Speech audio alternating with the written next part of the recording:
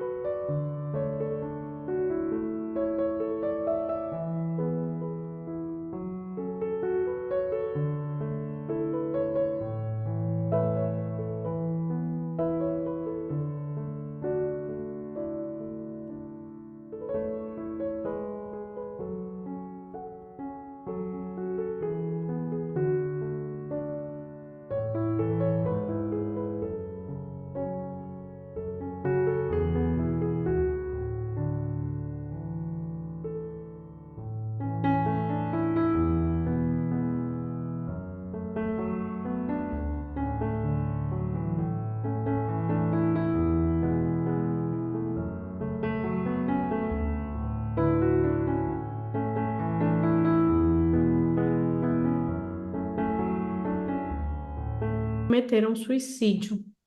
Esse vídeo foi baixado do Instagram da Cris G. Robério, que há um pouco mais de um ano e pouco perdeu a filha que cometeu suicídio com 15 anos de idade. E a Cris tem desenvolvido esse trabalho nas redes sociais de conscientização, e também é uma forma dela estar lidando com o luto dela, com o processo dela. E então vocês podem acessar lá o Instagram da Cris. Ela fez recentemente uma live com o Bruno Soalheiro. Foi uma live bem que mexeu bastante comigo no processo de construir essa aula também, porque ela também traz um relato dos processos com os profissionais e a gente vai vendo o quanto a gente tem uma missão aí mesmo, de se capacitar e de trazer esse conhecimento, né, para dentro do que é possível, dentro da nossa potência, dentro do nosso papel, poder ajudar essas pessoas, né? Então, eu não sei vocês, mas quando a gente vai vendo, né, que todas essas pessoas, e tem muito mais, e move o nosso coração a avançar e ajudar, né? Nós sentimos muito pelos que já foram, né? E estamos aqui pelos que ainda sofrem e podemos ajudar.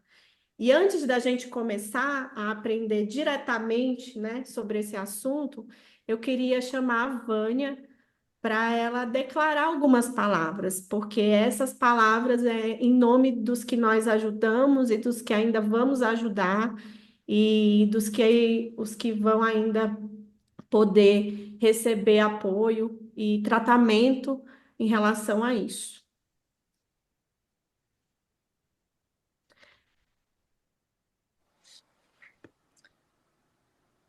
Boa Vânia, noite a todos vocês. Vânia.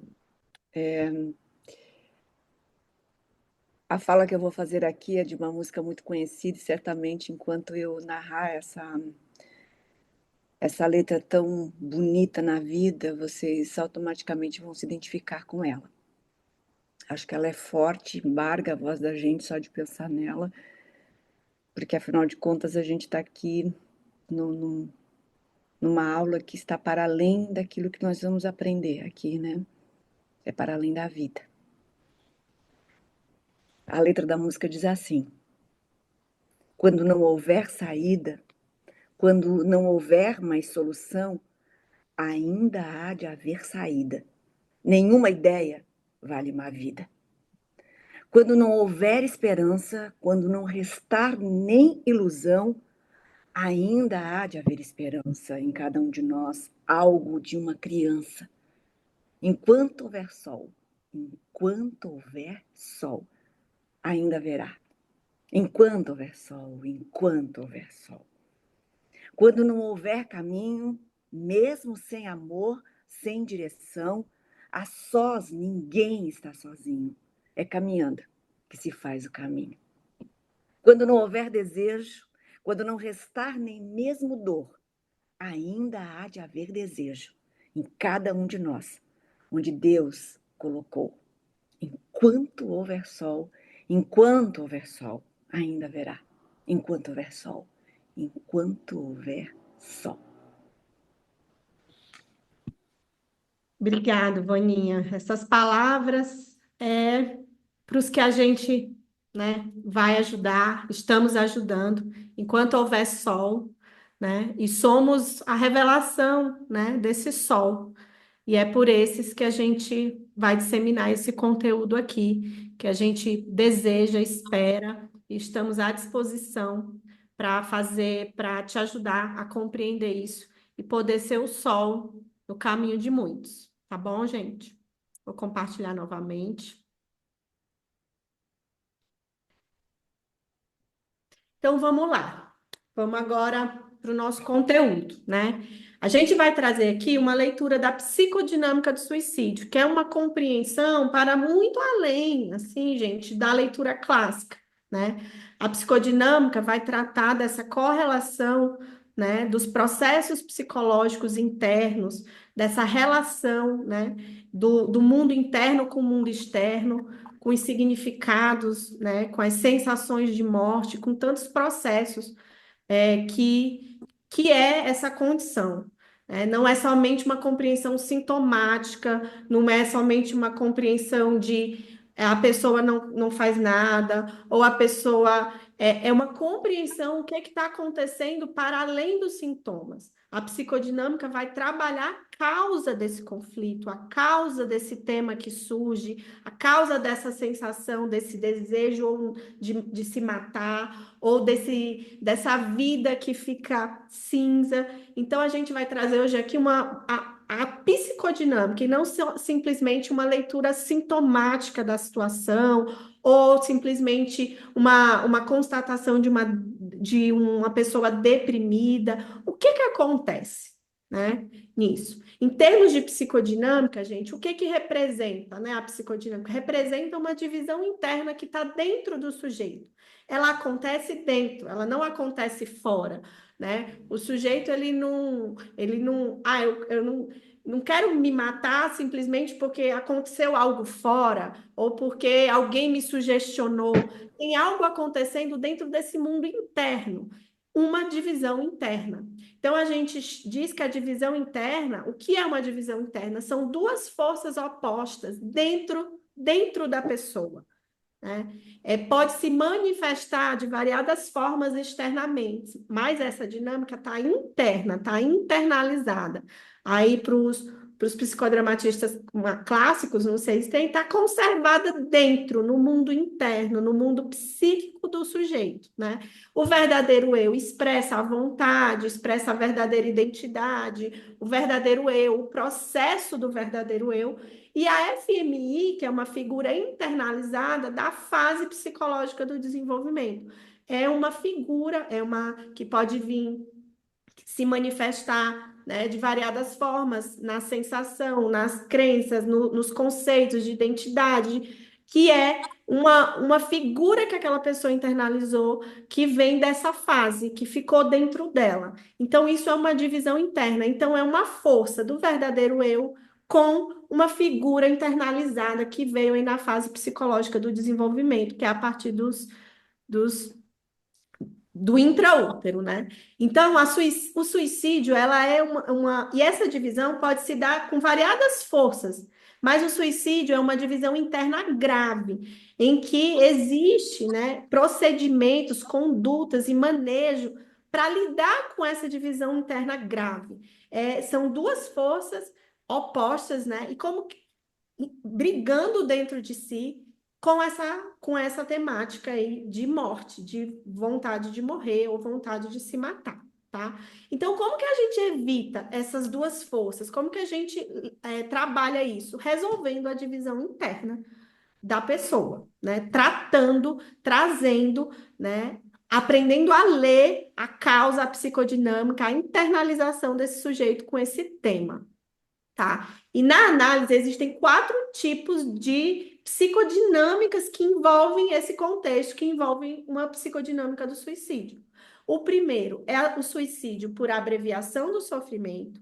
O segundo é o suicídio histérico, que é um grito de socorro. Nós vamos destrinchar todos eles. E o suicídio por rompimento de vínculo compensatório. O terceiro e o último, que é a psicodinâmica do conflito, da divisão interna, é o suicídio do assassino versus vítima, ok? Então, esses são os 4 contextos em que esse tema pode aparecer. No quarto é onde a gente entra com a divisão interna, que é uma divisão psicodinâmica, né? Que é uma leitura psicodinâmica. Então, no primeiro, eu vou trazer para vocês que é o suicídio por abreviação do sofrimento. Esse tipo de suicídio, ele abrange questões, né, filosóficas, teológicas. Você vai lá ler o livro do Viktor Frankl, né, sobre o sofrimento, quando ele estava lá nos campos de concentração, e aí tem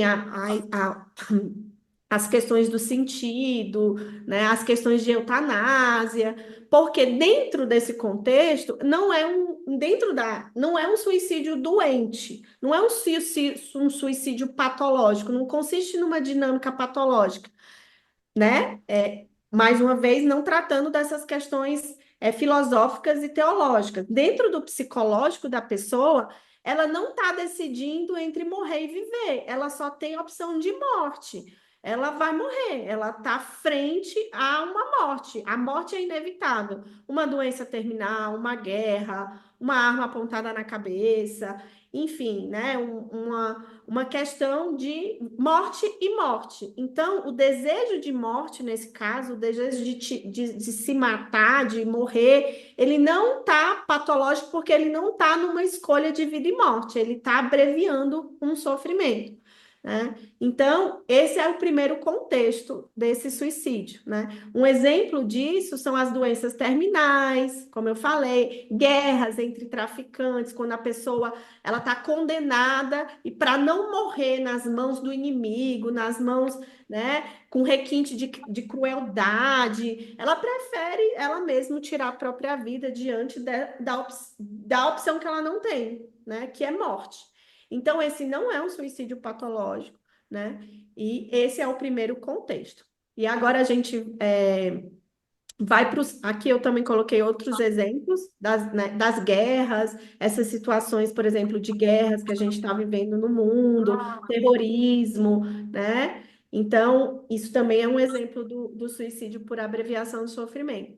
Outra coisa que é importante, que a gente vai falar agora no suicídio neurótico, que o suicídio existencial, essa ideia de que a vida não faz sentido, de que eu não quero mais viver, isso não é um suicídio por abreviação de sofrimento. Aí é um contexto patológico que é neurótico, né? Que é esse próximo contexto que a gente vai trazer. Então, o suicídio existencial, de não estar encontrando sentido e etc., não é um suicídio desse contexto, tá, gente? A gente vai entender agora nesse segundo contexto, que a Thaís vai falar, que é o suicídio como pedido de ajuda.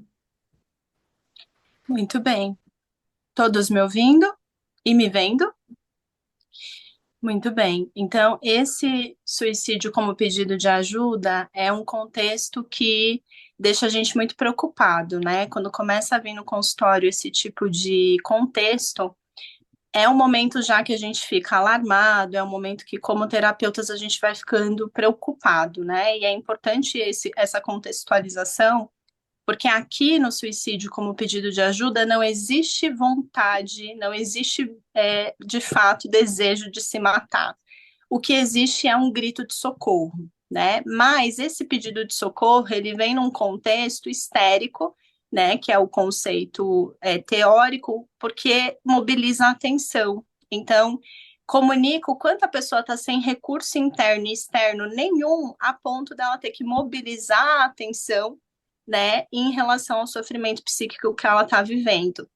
Então, assim, é um contexto que mobiliza, a gente vai ver como as relações ficam afetadas, porque o que existe aqui é uma mobilização de atenção, mas devido a um grito de socorro. A pessoa está comunicando, né? Ela está pedindo ajuda de um jeito extremado, mas é um pedido de ajuda. O que é muito importante aqui para nós terapeutas e até para orientação nos contextos, né? Eu até publiquei no Instagram, acho que semana passada eu tive um contexto desse. É muito importante a gente saber que, ainda que seja um pedido de ajuda, que a pessoa mobiliza a atenção de maneira ruim, jamais a gente deve banalizar, né? Em hipótese alguma, a gente vai banalizar, porque existe sim sofrimento psíquico aqui, né? A pessoa não tem recurso interno para lidar com isso, mas é um pedido de ajuda. Pode passar, Cris, o próximo.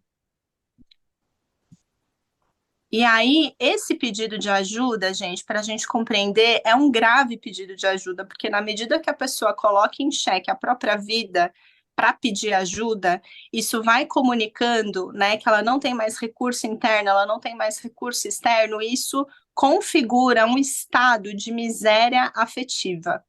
O nome é até forte, né, assim, mas é grave, é miséria afetiva, ela não tem abastecimento emocional, ela não tem de onde tirar, né, abastecimento, afeto, cuidado, proteção. Então, é um estado interno de miséria afetiva. E nesse estado de miséria, a gente pode ficar, assim, preocupado no sentido de ter os mesmos cuidados do que numa dinâmica que a gente vai ver mais para frente do assassino e vítima, porque a pessoa pode errar a mão, né? Vocês vão ver aqui nos exemplos o quanto a gente precisa ter esse cuidado, né? Porque a pessoa coloca em risco a própria vida em decorrência desta miséria afetiva. Então, é um suicídio nesse sentido, no contexto social, que ele vai causar muita irritação nas pessoas que estão ao redor, familiares, amigos, companheiros, causa muita irritação e até desprezo às vezes, porque acaba se tornando uma exigência de ajuda. À medida que a pessoa mobiliza o entorno, né, ela toma remédio, ela faz alguma coisa, né, ela faz, né, escreve uma carta de despedida, e ao passo que isso vai se repetindo, vai gerando nas pessoas que estão ao redor uma sensação de irritação, de raiva muitas vezes, e até de desprezo, porque é como se a família, as pessoas ao redor ficassem presas numa chantagem, né? Assim, se você não me der atenção, eu me mato. Embora seja assim um recurso péssimo, né? Como a gente disse, é um processo inconsciente, a pessoa não tem clareza disso, é neurose, se a gente está partindo da neurose, então é inconsciente. Mas para a família e as pessoas que estão ao redor é muito difícil lidar com esse processo, porque é uma exigência de pedido de atenção, né? E a gente sabe que afeto, atenção, a gente não se pede, né? Ou você tem ou não tem. Mas aqui nesse contexto, a gente vai precisar esclarecer para as pessoas que estão ao redor. Inclusive, na semana passada, eu tive um paciente que o pai dele, né, mandou um áudio para ele super, assim, com a voz barganhada, né, 5 da manhã, e mandou um áudio dizendo, olha, eu não sei mais o que fazer, eu estou pensando muito no que eu vou fazer na minha vida, porque eu estou me sentindo muito de lado, né, teve uma festa lá de aniversário dele, inclusive desse meu paciente, e o pai comunicou o quanto ele ficou chateado, porque ninguém ficou perto dele, ninguém esteve lá próximo, e aí ele manda esse áudio alarmando com essa possibilidade aí de suicídio, falando inclusive de que ele pode sim colocar a vida dele, dando a entender. Então, esse é o tipo de fala no contexto terapêutico que essa compreensão ajuda muito a gente a entender, né, o estado de miséria afetiva que essa pessoa entrou. Inclusive, porque daí a gente vai olhando os contextos sociais, emocionais dessa pessoa, e esse pai desse meu paciente, de fato, é um senhor que se isolou na relação com a esposa. E aí os filhos não conseguem chegar perto, a família não consegue chegar perto, né? Então vai causando essa irritação. E a fala desse meu paciente era assim, mas como ficar perto? Ele é carrancudo, porque ele mesmo afasta, né? Porque isso acontece aqui nesse contexto, né? E da pessoa solicitar tanto atenção que de verdade não é isso que ela tem dos outros. Pode passar, Cris. Então aí a família fica presa nessa chantagem, né? Se sente coagida, se sente acuada de que precisa ter, né, esse afeto, entregar esse amor, Só que isso gera raiva, não gera uma solicitação de cuidado. A família não se sente assim, imbuída de cuidar, a família sente às vezes até desprezo e raiva. Então, esses aqui são situações importantes da gente saber o que, que o suicídio histérico mobiliza nas relações com as pessoas, porque ajuda a gente a entender a dinâmica e a avisar, porque não pode banalizar, né? À medida que a família afasta e despreza mais, aí a pessoa entra mais em risco, percebem? Porque isso gera distanciamento. Aquilo que ela mais precisa, que é ser abastecida, ela gera o oposto, ela faz as pessoas se afastarem ainda mais. Então, isso aqui é importante nós sabermos. Existe uma dinâmica de miséria afetiva nesse indivíduo, então a gente não pode banalizar, porque ela pode errar a mão. Pode passar, Cris. Quais são as maneiras, né, que esse contexto do suicídio histérico tem para fazer as mobilizações, para a chamada da atenção? Cortar o pulso, tomar muitos comprimidos de Novalgina, né, ou comprimidos de Rivotril, ou qualquer cena de ameaça, ou pular da ponte. Então, essas são as cenas que elas podem se repetir. Ou, além disso, escrever uma carta de despedida. Vocês vão ver daqui a pouco um exemplo, né, de pessoas que fazem a despedida, porque ela tá, cada vez que ela faz um acionamento desse, ela tá comunicando, eu estou em miséria afetiva, né? E aí, ao passo que ela faz para mobilizar a atenção, e mais afastamento ela recebe, mais grave vai ficando esse processo. É por isso que na dinâmica clássica de suicídio se diz que quanto mais a pessoa tenta, maior o risco. Por quê? Porque aqui, nesse contexto do suicídio histérico, ela está avisando para nós, olha, eu estou em miséria afetiva, alguém me ouve? Olha, eu não estou muito bem. E ao passo que isso não vem, em algum momento ela pode concretizar, infelizmente, a cena. Pode passar, Cris. Só uma coisa importante, vocês estão me ouvindo? Sim, Uma coisa importante que aqui às vezes acontece de a pessoa tentar tomar e tem uma mobilização e às vezes ela recebe aquele afeto, né? Ela recebe uma certa atenção da família na primeira vez, na segunda, mas às vezes vai acontecendo esse descrédito, né? Porque a dinâmica vai mexendo com isso, né? Vai ficando essa coisa da família de ameaça, não concretiza, a família vai ficando com raiva, a família vai sentindo, e aí, mas ela vai continuando na dinâmica da tentativa, porque na tentativa ela recebe atenção, mas isso vai ficando cada vez mais, menos continente, porque a família vai entendendo ali que tem uma outra coisa que a família verdadeira, às vezes a família se mobiliza pelo susto, pela coisa, mas a família não consegue dar mesmo, perceber esse sujeito na sua miséria afetiva, ou ser bem conduzido. E aí acaba que nessas tentativas, como a Thaís falou, erra a mão, ou em algum momento também passa, né, da conta, realmente toma alguma coisa que pode comprometer, pode associar com alguma coisa, e infelizmente o suicídio se concretizar, tá? isso mesmo. E é por isso que é tão importante a gente não banalizar, né? Vocês veem que tem esse recorte o tempo todo, não banalizar, porque ainda que a gente saiba, você vai conseguir compreender esse sujeito, esse paciente está entrando em miséria afetiva, é muito clássico as pessoas dizerem, é só para chamar a atenção.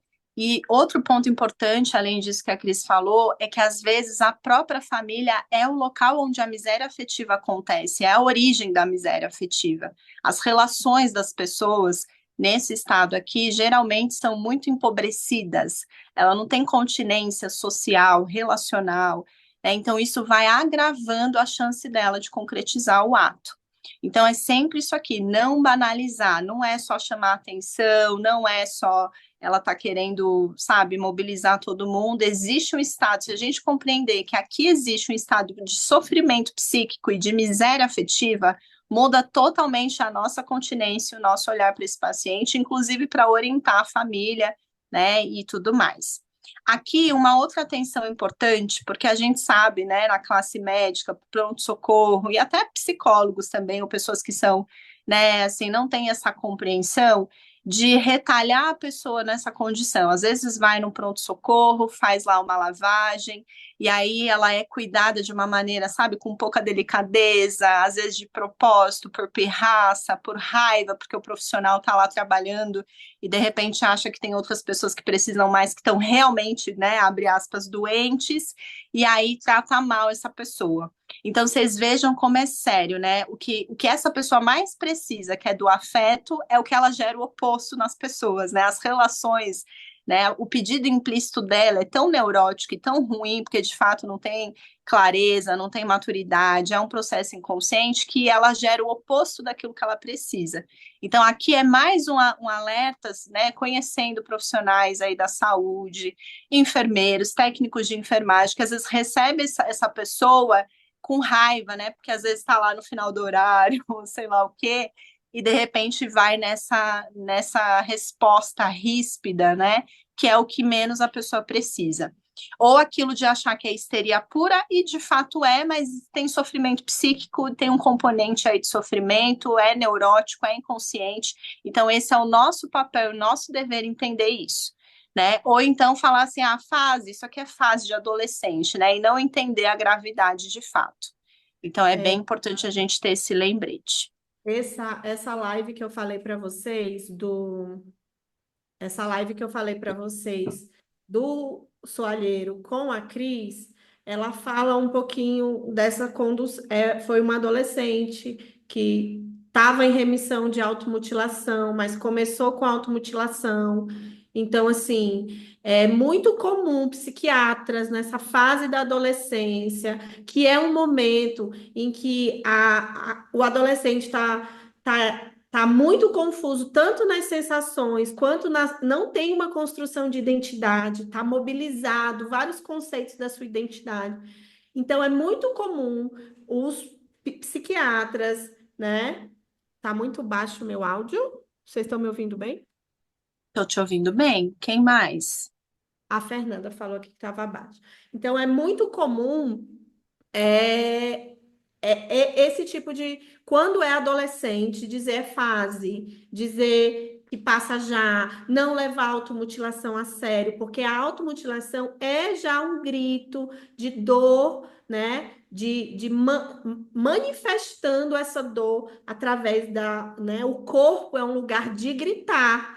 Né? Então, assim, o adolescente esconde, mas inconscientemente ele está gritando já, demonstrando no próprio corpo esse grito de socorro, tá, gente? Então, às vezes, assim, é importante, se você faz acompanhamento de um adolescente, tentar entender um pouquinho como é que esse psiquiatra está manejando, qual é o vínculo, tá? Porque isso é muito importante, porque muitos pais eles recebem, porque também não é, né? Às vezes não tem plena consciência da situação. Então, o psiquiatra diz que é fase, que vai dar um remédio e vai melhorar, e a família não é mobilizada no estágio de miséria afetiva que aquele adolescente está mobilizando ali. Então, é muito importante a gente tomar cuidado com isso. E terapeutas também, porque às vezes pode haver uma contaminação do nosso olhar de porque a fase é turbulenta, isso não ser tratado, né, com a devida coerência, com o devido manejo clínico dos adolescentes. Então, fiquem atentos a essas questões de automutilação, né, porque isso já é um grito, né, muito intenso ali de miséria afetiva desse adolescente que precisa de continência familiar, medicamentosa e de vínculo mesmo para poder sustentar esse momento. Muito bem, exatamente. E até, assim, não só dos outros profissionais, como nós psicólogos também, né? Porque voltando nesse exemplo dessa semana que eu tive com esse meu paciente, eu expliquei para ele, né, todo o contexto da miséria afetiva, fiz todas as intervenções, ele entendeu. E é importante a gente dar essa compreensão, porque muda um pouco o olhar da pessoa que está lidando com esse paciente, né? Porque esse meu paciente, ele estava um tanto quanto irritado, né? Falando, ai, mas você não acha que é demais? Ele vai querer toda essa atenção e depois quando é que isso acaba? Né? Parece criança birrenta, mas como que eu vou tratar ele já, meu pai de não sei quantos anos, eu vou tratar dessa forma. Então, esta este clareamento ajuda demais a pessoa a compreender. Porque quando eu nomeei para ele miséria afetiva, ele ficou assim, uau, como faz sentido, porque é isso mesmo, ele se afasta de todo mundo, ele não tem contato com ninguém, ele mesmo afasta a gente. Então, quando a gente entrega essa clareza para a família, é uma continência que a gente está dando para as pessoas ao redor lidarem com esse paciente. E também, né, nesse caso foi muito interessante porque eu fui contatar, né? Falei, olha, fala com a psicóloga dele, porque o que deu para a gente ver? Ela não tinha tanta clareza assim que ele estava nessa dinâmica, que é um risco. Por quê? Porque às vezes a gente pode também, enquanto terapeutas, fazer a leitura da chamada de atenção, fazer a leitura só desse ponto, mas não entender que por trás disso tem miséria afetiva e não dar a devida atenção. Então, ela sabia que tinha ali um componente de chamar a atenção, mas não tinha essa compreensão psicodinâmica, né? Então, é por isso que é muito importante a gente ter a clareza do todo. Tem um componente de chamar a atenção, é histérico, mas tem sofrimento psíquico e não dá para banalizar, que é o ponto mais importante. Aí, aqui nesse ponto, o suicídio histérico, ele é o mais raro de levar à morte, porque ele não tem desejo de morte, ele tem um pedido de ajuda. Então, o que a gente tem que fazer, né? É assim, aí aqui tem as ações do sujeito para pedir ajuda. É o jeito ruim que ele encontrou para fazer isto. Então, ele toma um monte de comprimido, liga para os amigos, ou deixa uma carta lá e deixa a porta aberta, faz a carta de despedida. Só que enquanto colegas profissionais, a gente não pode banalizar, nem peitar, muito menos confrontar esse pedido de ajuda, porque pode ter um fim trágico, né? Geralmente, quando a família fica mais de saco cheio, é que aumenta o risco, porque ela vai perder a continência social, que já é pouca, que ela já está em miséria, e aí perde toda a atenção que precisa, né? Pode passar, Cris. E aí aqui a gente tem um exemplo, né, infelizmente real, de um rapaz que perdeu a mão. Então era um rapaz muito desencontrado na vida, separado. Prestem muita atenção nesses contextos de vida dessas pessoas, tá? Porque isso aqui comunica muito tanto de continência interna que ela vai ter diante da vida. Geralmente pessoas que têm, sei lá, uma ideia de fracasso, eu fracassei na vida, eu não dei certo nisso, eu não fui bem sucedido naquilo, são essas pessoas que ficam mais suscetíveis, tá? Esse contexto histérico ou mesmo na dinâmica assassino-vítima. Então, aqui, muito desencontrado, separado, morava na casa da tia, ou seja, de favor, numa cidade longe da família, trabalhava muito tempo na mesma atividade, sem crescimento profissional, tinha uma filha que a mãe quem cuidava. Vocês vejam esse contexto todo, né? Então, volta e meia, ele tinha ameaças de suicídio, que a vida não valia a pena, que queria se despedir da filha e tomava um monte de comprimido. Todo mundo ficava desesperado ao redor dele, mobilizava todo mundo. Família chamava ambulância, tomava um remédio, ia para o ponto-socorro, fazia lavagem, ficava internado. Então, ele fez esse ciclo aqui umas boas 2, 3 vezes, né? E falava repetidamente da despedida. E aí, pode passar. Aí, certo dia, ele fez a mesma cena, do mesmo jeitinho. Aí vocês percebem que conforme vai repetindo a cena, para a família banaliza, né? Porque foi lá, mobilizou a atenção, nada aconteceu, é mais uma cena igual. Pois bem, ele fez igual, falou com a mãe, falou que queria se despedir da filha. Aí a mãe liga para a tia avisando que ele estava ameaçando, para a tia checar. A tia foi até o quarto dele, viu que ele estava dormindo na percepção dela, que tinha uma série de comprimidos, mas ela achou que era já de praxe que ele tomava, foi trabalhar, e aí quando voltou, né, realmente ele tinha morrido. Então aqui vocês veem que trágico, é triste, né, porque de tanto banalizar, aí a pessoa acaba, né, numa dessas, muito provavelmente nesse contexto, ele perdeu a mão, né, por conta do pedido insistente de ajuda na miséria afetiva interna dele.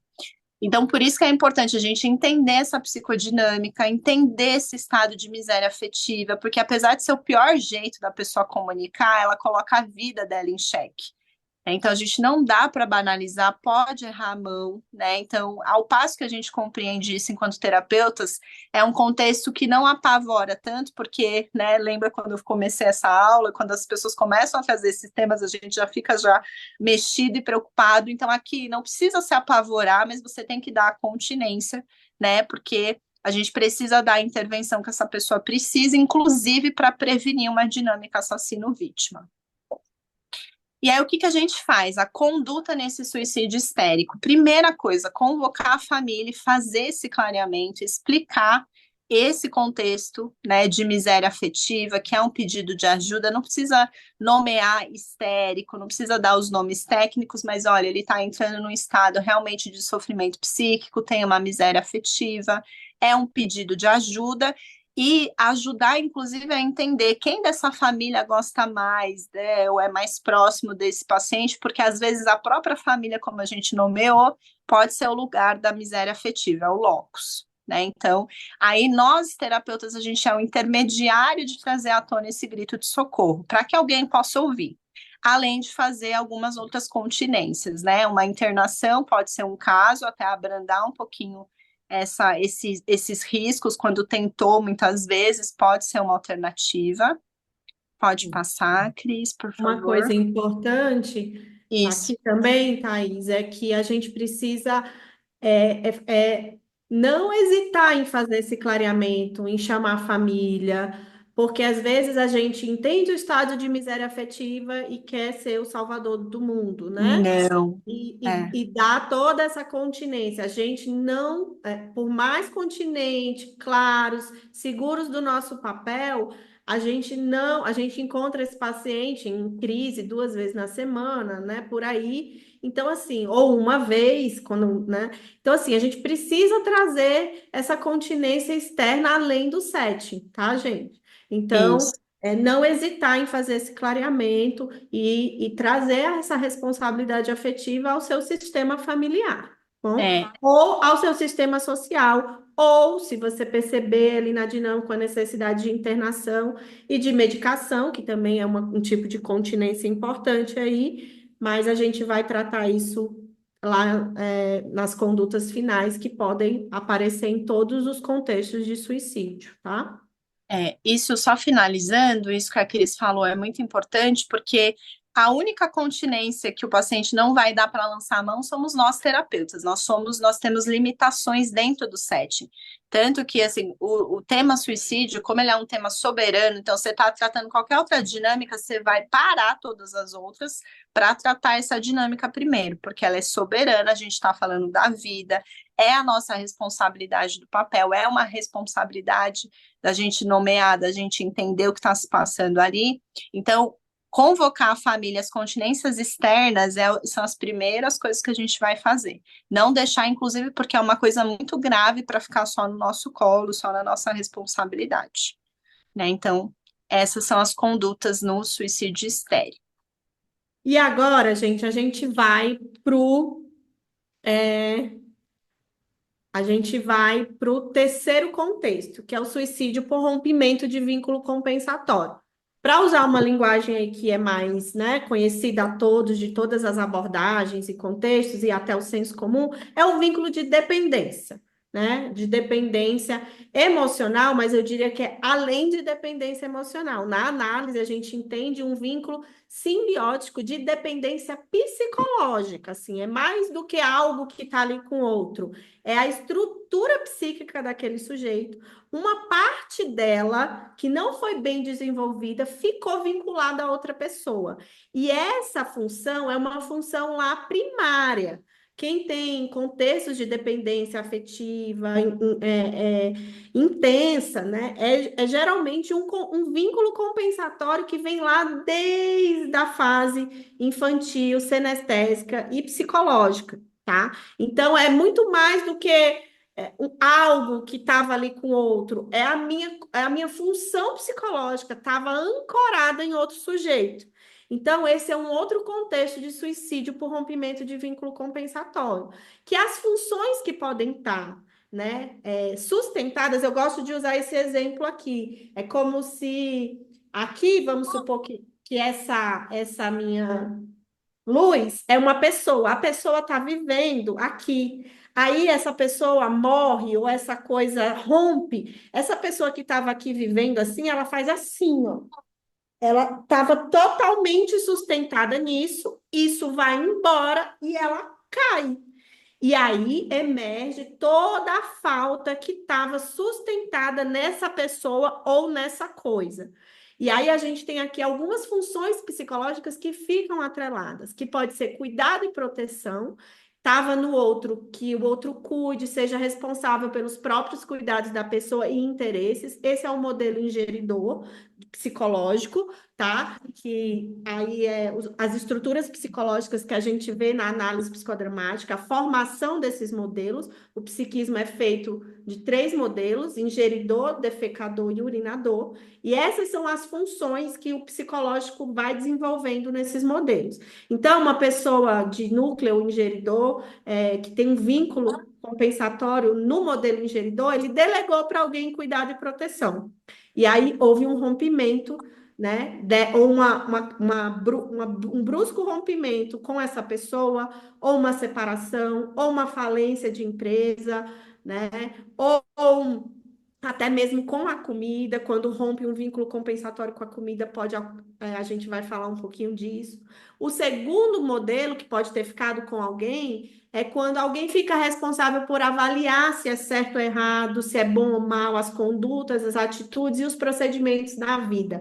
Esse é o modelo defecador. E o último modelo é o modelo urinador, quando a condução, a direção da vida é guiada por outro. Então, imagina que esse sujeito estava aqui com o cuidado, a proteção, a avaliação da vida, o julgamento da vida, a orientação da vida sustentada aqui. Isso aqui cai, ele vai para esse lugar de rompimento brusco do vínculo compensatório, né? E aqui eu coloco alguns exemplos: cigarro, bebida, pessoas, pet, relação amorosa, casamento, tudo que tem um alto grau de sustentação do eu envolvido, delegado para aquela pessoa, né? Então, quando isso rompe, aquele material, aquele material vê que estava tamponado, alicerçado no outro, o próprio sujeito passa a sentir essa falta que ele, né, sustentou no outro. Então, ele entra no que a gente chama na zona de PCI, né?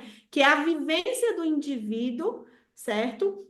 Que teve junto nesse desenvolvimento do sujeito, lá na sua fase senestésica, do intraútero até os 3 anos, onde ele vai desenvolvendo essas funções a partir dos climas que ele recebe, que desenvolvem ou ficam faltosos no psiquismo, né? Ele entra nessa vivência, então ele é um adulto, mas ele está sentindo a falta, porque aquilo foi rompido, rompeu aquela compensação, e ele angustia profundamente. Por quê, gente? Eu gosto sempre de dar esse exemplo. Imagina que você é um adulto, que você não vai mais morrer, no sentido concreto da realidade. Mas dentro dele a vivência é de morte, porque o que acontece com um bebê ou com um clima intenso, né, que não foi bem, que impediu ele de desenvolver internamente essa continência de cuidado e proteção de si mesmo? Ele fica completamente ameaçado. Então, a sensação de morte, e pode morrer, porque um bebê que não é cuidado, protegido, orientado, avaliado, né, que não tem isso, que não vai sendo internalizado dentro, o que vem de fora, ele fica à mercê da morte. Então, a vivência da zona de PCI, que é o psiquismo que está caótico, que está indiferenciado, que está no clima inibidor, né? Ele vai ficando nessa vivência interna de morte. Então, esse aqui esses climas são climas que ele internalizou de indiferença, de abandono, de hostilidade, de rejeição, de ansiedade, tá, gente? Isso é comum à vida, né? Climas difíceis, processos, e ele vai acessando isso quando há esse rompimento, dessa função psicológica que ficou no outro. Na criança, o vínculo de dependência é sentido de forma diferente de um adulto. O adulto, ele tem condições, né? É como se a gente dissesse: você não vai morrer, a gente vai achar um caminho. Você tem condição de desenvolver seu cuidado, seu julgamento, sua orientação na vida. Mas como ele está na vivência da criança, e a vivência da criança é sentida completamente diferente. Não tem defesa psíquica, né? O bebê, frente a um clima difícil, ele fica completamente indefeso, ele fica na sensação de morte. E aí esse exemplo a gente gosta de trazer, que é como se fosse Ele está adiante quando rompe a sensação de ameaça, de falta, de carência, de morte, é como se fosse um dinossauro na frente dele e ele não tem condição de se defender, de se desenvolver, de enfrentar aquilo, porque a sensação dele é a sensação do bebê. Ou seja, para o sujeito adulto, como ele está nessa vivência, não há o que fazer, certo? Não tem como reagir. A única coisa é aguentar a sensação, mas a sensação é de morte. Então, isso aqui é muito importante a gente entender. A gente vai dar toda a sustentação para ele aguentar a sensação, mas muitas vezes, né, muitas vezes não, quando é essa situação, ele sente a morte, a sensação é de morte. É aí onde entra o cliente que tem uma sensação de ameaça vital, que fica completamente sem saída, que fica completamente desamparado, porque ele traz a sensação do bebê lá. Então, essa sensação desse vínculo é de uma carência que ele está ali, que emergiu, que estava tamponada, que estava apoiada no outro, que ele tinha essa função ali através do outro, e que quando o outro bruscamente, ou a coisa bruscamente sai, ele vai sentir toda essa ameaça vital lá desse clima internalizado lá na fase de bebê. Então, a sensação desse cliente é que a vida perdeu a graça, que a vida se tornou cinza. Recentemente, eu atendi uma dinâmica parecida, que a pessoa ela só fala assim: eu não tenho vontade de viver. Eu vim aqui porque eu não sei por que que eu vim aqui, porque a sensação é que nada tem graça, eu não tenho. Porque está totalmente tomado por essa sensação de ameaça vital, de não consigo, de sou um bebê diante de tamanha angústia, certo? Então, quem já rompeu algum vínculo, seja com cigarro, com relacionamentos abusivos, mesmo sabendo que o outro não vale a pena, que o outro não presta, fica com essa sensação de depender dele para ficar bem, né? Só que às vezes, quando é um luto, quando é uma morte, quando é uma separação, a pessoa não tem mais. Então, ela fica com. Ela perdeu aquela coisa ou aquela pessoa. Então, ela fica com essa sensação de que não vai sobreviver, de que ela não vai dar conta.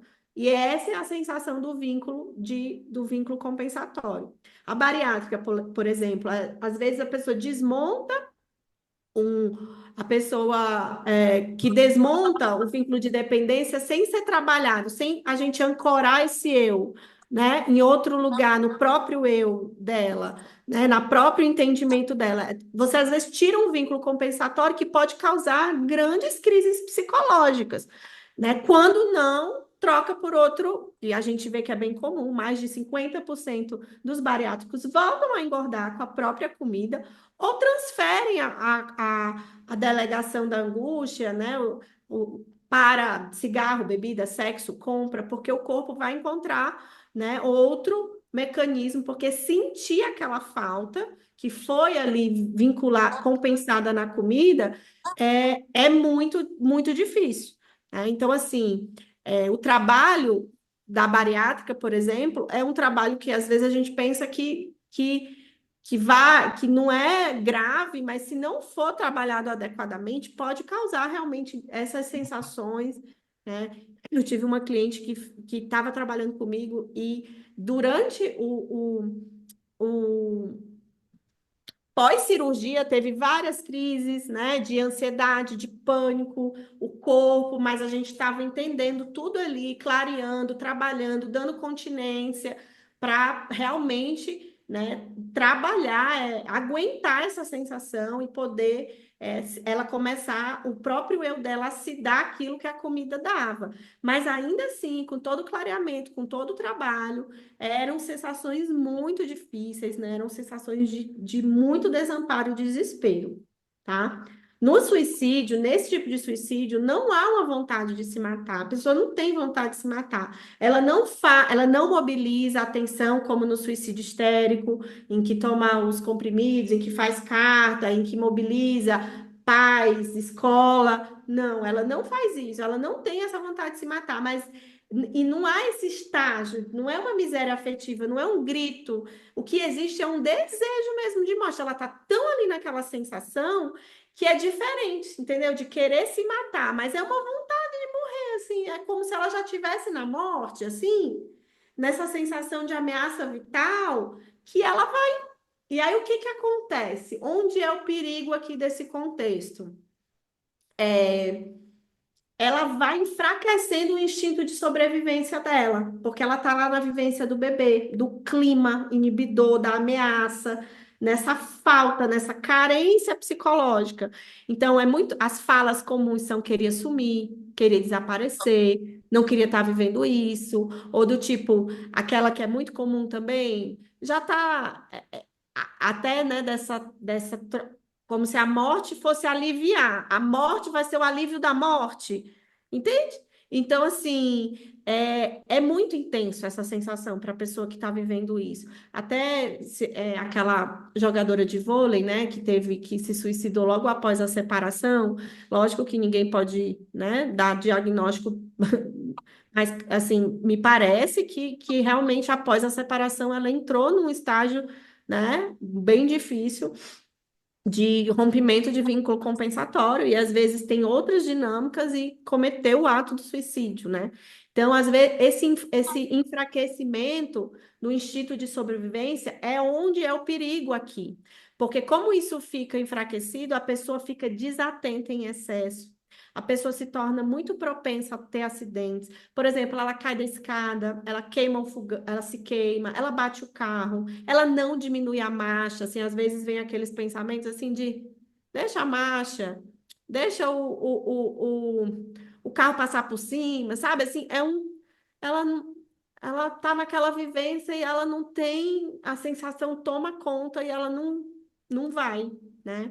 Então, são acidentes que poderiam muito bem ser evitados, né? Mas que as pessoas até elas percebem nesses acidentes essas especulações, sabe, se jogou o carro, se tentou suicídio, se caiu de propósito, né? Então, assim, como que caiu daqui, sabe? Então, assim, é nesse contexto que aparece isso aqui, tá?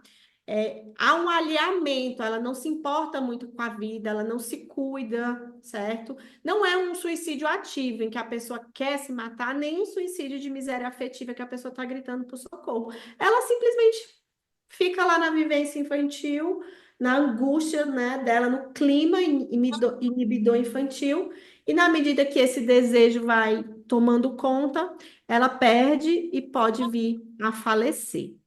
Quer completar alguma coisa, tá? Antes de eu continuar o exemplo? Não é isso mesmo, Cris. Acho que é só esse contexto, né, de que o enfraquecimento do instinto de sobrevivência vai gerando esse alinhamento, essa sensação de morte, né? Vai deixando a pessoa muito propensa a acidentes, ela fica distraída e é totalmente inconsciente, né? Então, a gente precisa, inclusive, avisar que agora a Cris vai dizer como é que é a conduta, mas Uhum. tem um enfraquecimento do instinto de sobrevivência. O instinto de sobrevivência é o que ajuda a gente a se proteger, né? É o medo, é a preocupação, é o cuidado, e tudo isso fica muito enfraquecido nesse contexto, né? Então, é Uhum. isso. Isso. Então, eu vou dar um exemplo aqui. A moça estava rompendo o vínculo compensatório terapeuticamente, mas vinha a sensação de desencanto com a vida, de vida sem graça.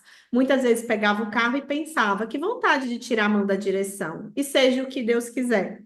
Esse pensamento é resultante, né, do enfraquecimento desse vínculo, do rompimento desse vínculo.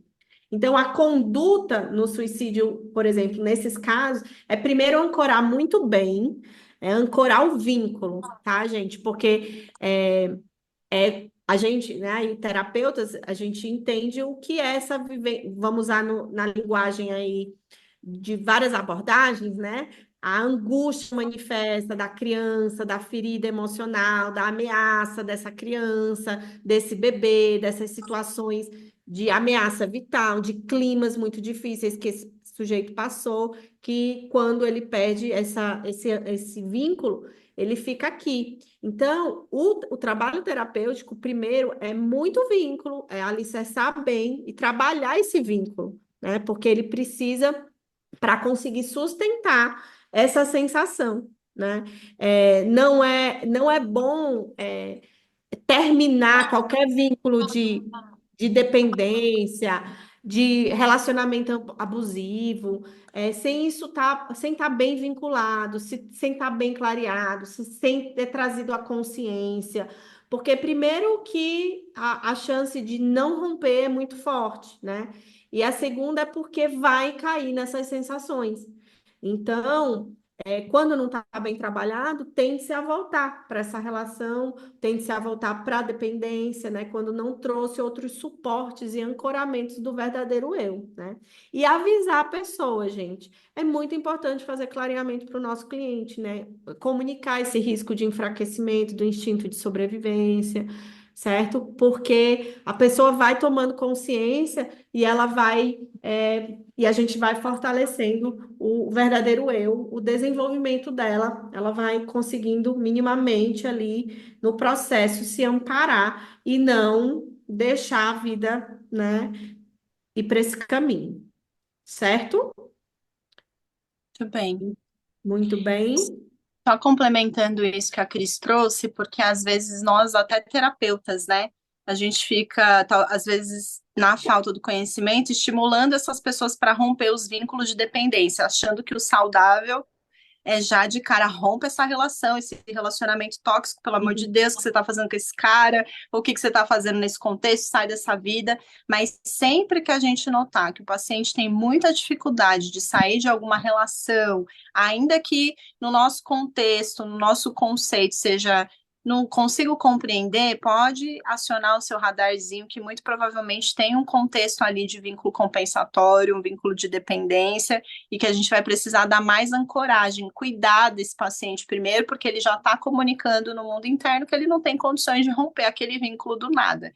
Então, esses são sinais até para a gente trabalhar a dinâmica com cuidado, separações, né, vínculos com comida, com cigarro, com droga, porque daí também entra já uma dinâmica mais complexa, né? Mas, assim, sempre compreender que às vezes a pessoa está toda ancorada, ela está estruturada naquele vínculo, e que se ele sai de cena, ela fica sem chão psíquico para dar conta. Então, acho bem importante, mas é isso mesmo. E aí, para a gente entender um pouquinho mais desses modelos psicológicos, dessas funções delegadas, aí vocês vão ter que continuar estudando análise com a gente, tá?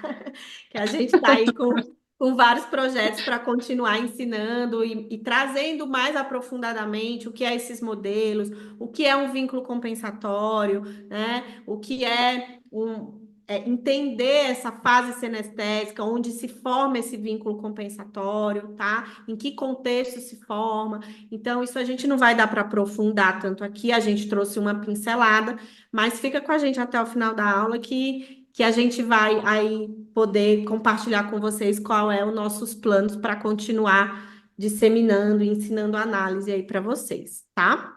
Então, tá, a gente vai agora para o quarto, vou compartilhar aqui que a Thaís vai falar do quarto, ok?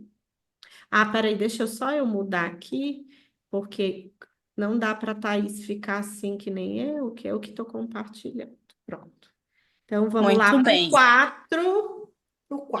O quarto e último contexto de dinâmicas de suicídio. Então, a gente viu a dinâmica por abreviação de sofrimento, o suicídio por um grito de socorro, né, a dinâmica histérica, a terceira dinâmica, que é o rompimento de vínculo compensatório, e esta quarta e última dinâmica, peguem um papel e caneta, porque ela é muito importante, assim, né, é a dinâmica em que realmente existe risco aqui, vocês vão entender. Então, uma dinâmica de suicídio decorrente desse conflito interno, assassino-vítima, né? Como a gente viu com a Cris lá no início, ela é decorrente de uma divisão interna, que são forças em oposição, né, do verdadeiro eu versus uma figura de mundo interno, dentre outras dinâmicas que vocês vão ver no decorrer da aula. Então, esse contexto aqui é o momento que a gente tem que se assustar e se preocupar, porque o paciente com dinâmica acusado-acusador, que evolui para assassino-vítima, esse paciente se suicida. Então, pode ser fatal e é bem importante a gente entender, né, esse desacordo aqui inicial, acusador e acusado, que vai evoluir para uma dinâmica mais grave.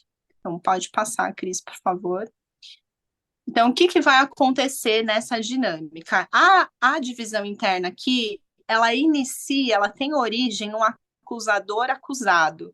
Então, que é uma dinâmica muito comum na vida, né? Sempre que a gente faz uma besteira ou faz alguma coisa que não foi, sei lá, não se sentiu bem, existe um acusador, né? Olha, o que que você fez? Não deveria ter agido assim, que besteira foi essa que você fez? Não deveria ter agido daquela forma, ou não deveria ter subido na mesa para dançar bêbada, então você errou naquilo. Então, isto é uma dinâmica clássica de acusador-acusado. É uma dinâmica interna que todos nós temos, mas a depender da continência, de todos os contextos que a gente vai ver hoje, isso pode ficar mais grave. Então, começa aqui nesse acusador, nesse apontar do dedo, nessa acusação. Aqui é a origem, né, que vai dando sinal para a gente. Então, aqui a gente tem que prestar atenção, porque o que, que acontece no acusador-acusado? Quando eu estou acusado de alguma coisa, eu tenho continência, eu tenho algum recurso interno, eu provavelmente vou me defender de qualquer acusação. Ainda que você saiba que tem ali um contexto procedente, que você realmente pisou na bola, que alguma coisa você fez, ainda assim é natural e é saudável que a gente tenha um nível de rebater a acusação, de se proteger, de se defender frente a alguma acusação, ameaça. Mas quando que isso vai se tornando uma dinâmica mais grave, né? Que ela evolui para assassino e vítima. Pode passar, Cris, por favor. Aqui é isso, o exemplo, né? Aqui é um exemplo para vocês entenderem os contextos. Sempre que a gente der exemplos, prestem muita atenção nos contextos, né? Então, aqui, né? Marcos, 35 anos, mora em São Paulo, família de outro estado, 3 filhos, é bocadura, já foi despedido de 3 empregos e é o 4º emprego que perdeu. Mora num apartamento alugado, sem muito recurso, não tem reserva financeira, enfim, foi demitido pela 4ª vez do emprego. Então, como é que começa a se instalar a dinâmica acusador-acusado? Pode passar, Cris, por favor. Ela começa assim, né? Você não devia ter respondido o seu chefe, o que que você fez? Né? E aí, no acusado, o argumento para responder, mas ele foi grosso comigo, eu não tolero grosseria, não é porque sou pobre que eu vou abaixar a cabeça. E aí o acusador continua. E agora, você vai fazer o quê? Como você vai pagar seu aluguel? Como é que você vai dar, né, de comer para os seus filhos?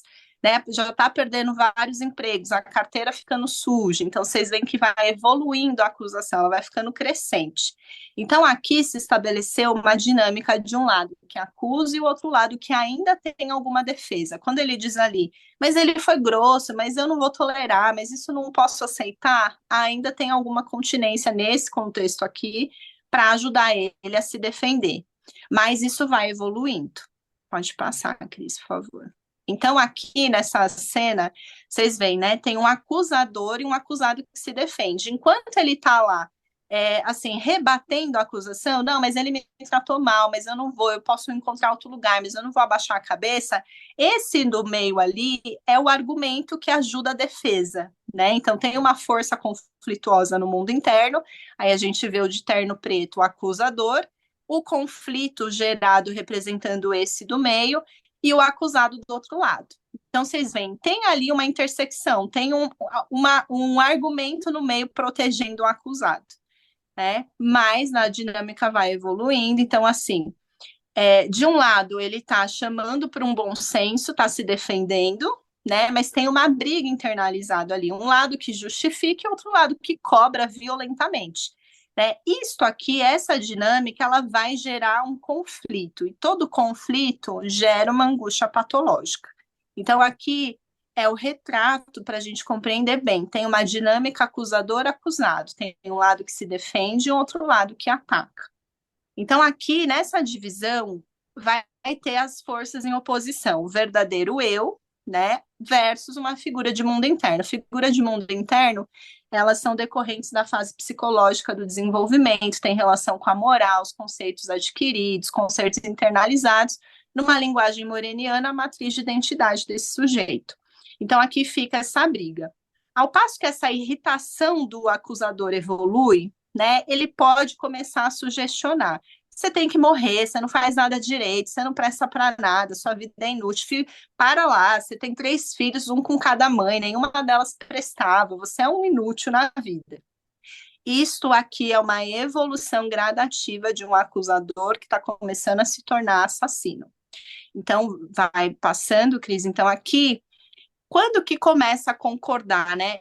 Ao passo que o conflito, que o rebater dos argumentos começa a se perder, é o momento que a gente pode começar a ficar acionado.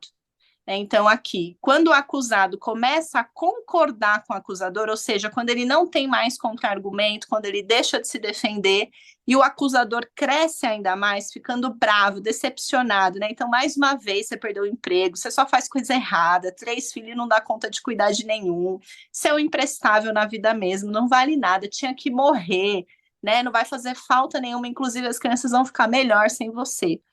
Aqui começa a configurar um acusador que está começando a se tornar um assassino. O que vai acontecendo é que nessa dinâmica aqui, aquele conflito do meio, ele vai sumindo, né? Então não tem mais enfrentamento, não tem mais o rebater da acusação. O acusado começa, então, a concordar com o acusador. Você tem razão, não valho nada mesmo, não presto para nada mesmo. É como se ele consentisse. E é uma coisa, é uma aceitação da acusação resignada àquela sentença. A pessoa aceita, não tem mais o conflito no meio. Então, aqui a gente começa a entrar num terreno muito perigoso. Quando isso começa a se configurar no mundo interno do sujeito, aqui é muito perigoso, porque quando o acusado deixa de se defender e concorda com a acusação, inclusive com a sentença, porque ele deu a sugestão, você tem que morrer, aqui é onde a coisa pega, né? Quando o conflito some e ele para de se defender. Pode passar, Cris. Então, vocês veem, né? O acusador e o acusado que se defendia lá atrás, ele não vai mais gerar esse conflito. Então, vocês veem, o xizinho ali na segunda foto o conflito vai saindo da cena. E quando o conflito sai da cena, não tem mais o rebater, né? Porque, veja, enquanto eu estou contra-argumentando, nossa, mas me trataram mal, mas eu não vou abaixar a cabeça, ali tem conflito, tem briga.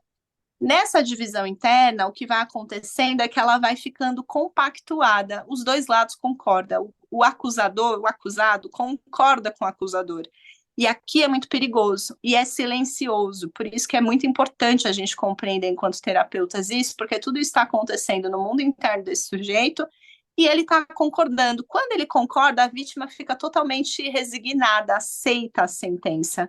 E aqui que é muito perigoso, quando essa aceitação, essa resignação vem junto, isso torna uma divisão interna lá atrás, numa evolução para uma divisão interna compactuada, ou seja, os dois estão de acordo, eles firmaram ali, eu mereço morrer.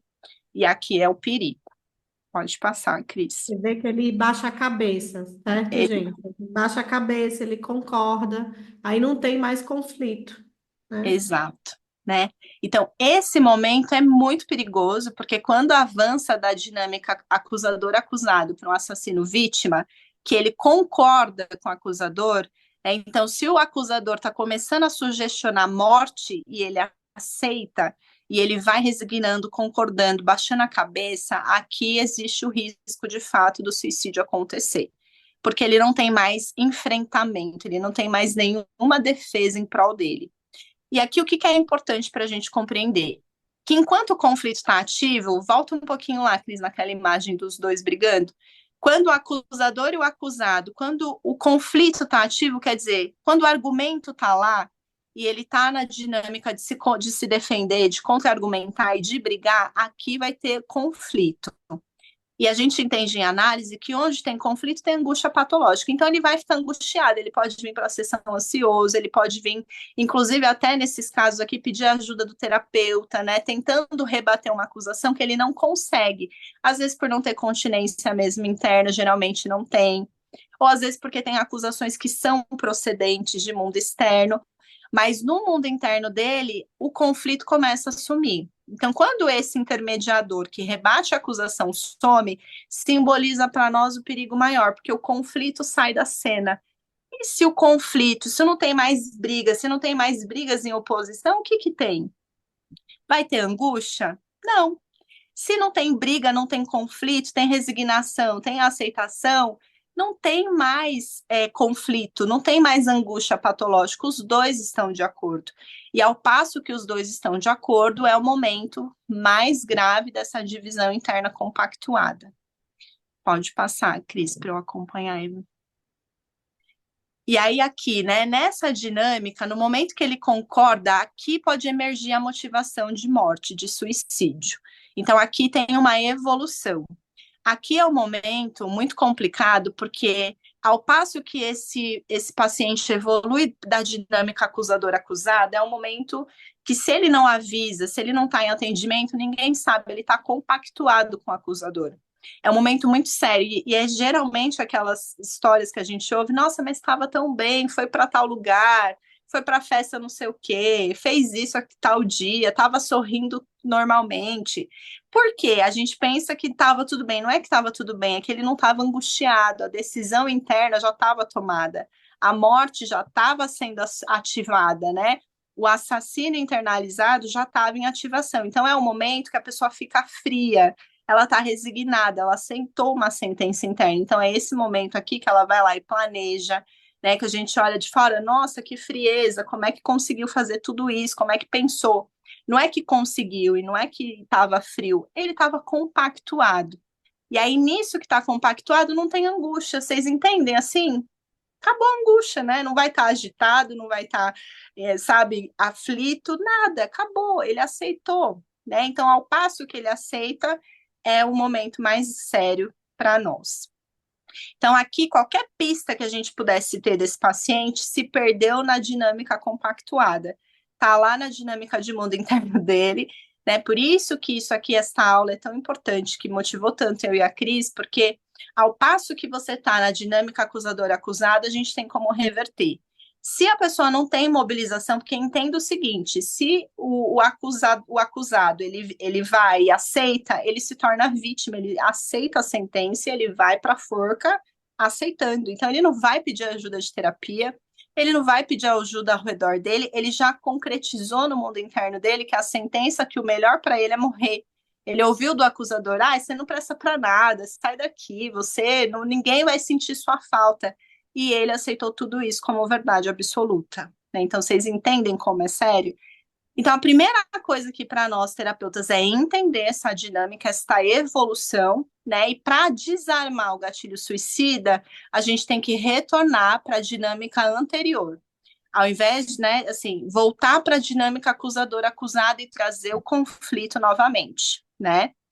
Então, aqui, regra de ouro, tá? Anotem isso daqui, porque a regra de ouro do manejo para lidar com as dinâmicas graves, as dinâmicas que têm essa dinâmica assassino-vítima, é assim, a gente não discute suicídio. Em hipótese nenhuma você vai ficar lá contextualizando, querendo entender, nada disso, não se discute. A arma do terapeuta, é muito bonito, o Vitor fala isso em toda a aula, a arma do terapeuta é uma almofada.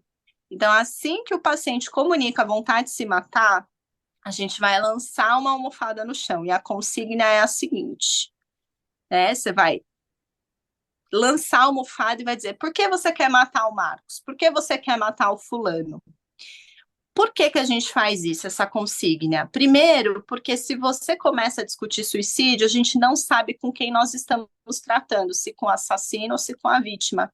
Lembra que a vítima está lá totalmente resignada, então a gente não pode confiar, né, naquilo que a gente está ouvindo. Então, essa consigna, jogar uma almofada no chão, é para trazer para fora o conflito. Por que você quer matar o Marcos? Quando a gente faz isso, a gente estimula, a gente traz os porquês, as motivações do assassino. É com ele que a gente vai ter que falar, né?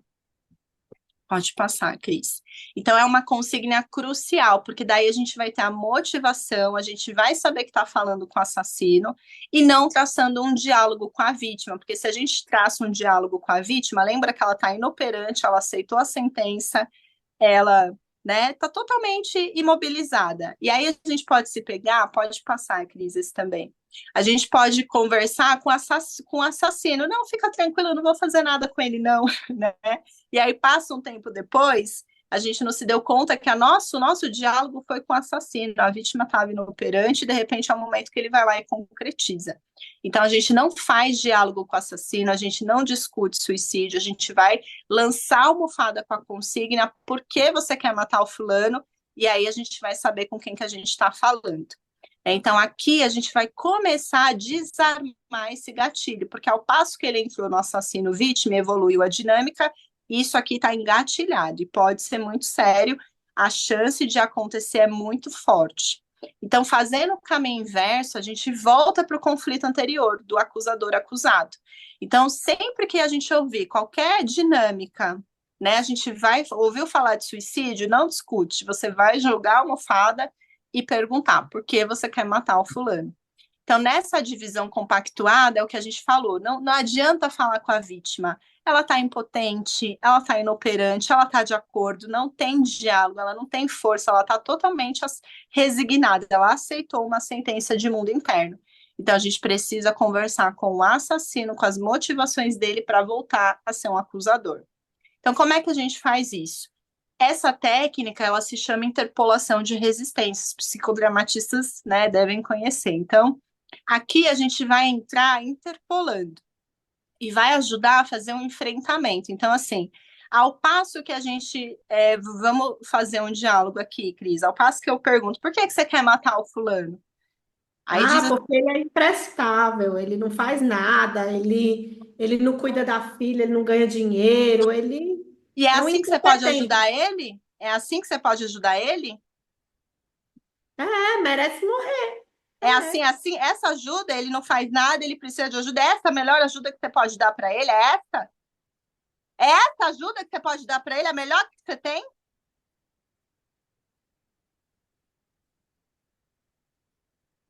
Né? Então, aqui, gente, o grito não assustem do lado daí, não. Mas é porque nessa consigna, no momento que a gente pergunta por que você quer matar o fulano, vocês veem, vai vir as motivações. Ele é imprestável, ele não presta para nada, ele não faz nada direito, né? Ele não ajuda ninguém, a vida dele não presta para nada mesmo. A gente vai ter que ir com dois pés no peito.